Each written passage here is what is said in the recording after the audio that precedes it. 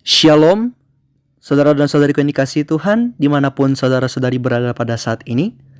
Mari kita luangkan waktu bersama Tuhan untuk merenungkan firman-Nya melalui renungan yang singkat ini.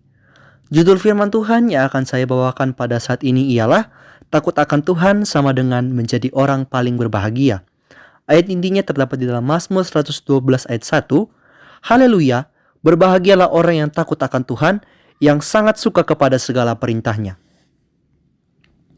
Saudara-saudari yang dikasihi oleh Tuhan Yesus, di dunia ini, orang-orang manakah yang dianggap yang paling berbahagia? Menurut data dari Perserikatan Bangsa-Bangsa atau PBB, orang-orang yang hidup di negara Finlandia lah yang paling berbahagia dan nomor 1 paling berbahagia di dunia. Hal ini didasarkan kepada negara yang terletak di benua Eropa ini memiliki perekonomian yang sangat stabil, sistem pendidikan yang terbilang maju, tingkat kejahatan yang minimnya korupsi, bahkan kondisi sosialnya yang terbilang sangat baik. Menurut penduduk Finlandia, situasi yang baik dan aman akan menciptakan kebahagiaan di dalam kehidupan.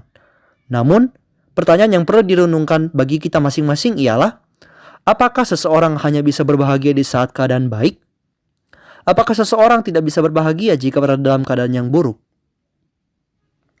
Saudara-saudari yang dikasihi oleh Tuhan, pemazmur menuliskan bahwa orang-orang yang berbahagia adalah orang-orang yang takut akan Tuhan dan menuruti perintah Tuhan dengan sukacita, seperti yang sudah disebutkan pada ayat inti tadi.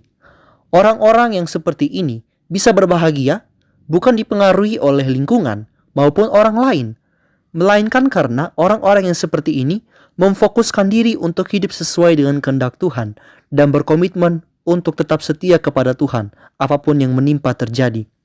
Orang-orang yang berbahagia di dalam Tuhan akan tetap hatinya dan penuh kepercayaan kepada Tuhan, meskipun menerima kabar celaka atau sulitnya menghadapi tantangan dalam kehidupan. Tertulis di dalam Mazmur 112 ayat 7.